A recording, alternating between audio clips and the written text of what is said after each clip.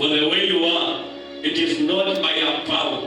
It is not by the way we know, but through the Holy Spirit of God who enables us to take this opportunity to come here in this church.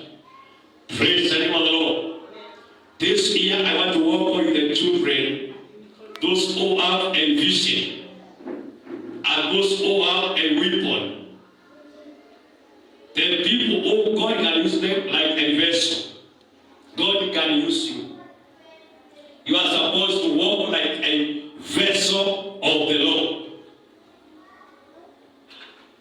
And when you walk like a vessel of the Lord, God will take you to another level.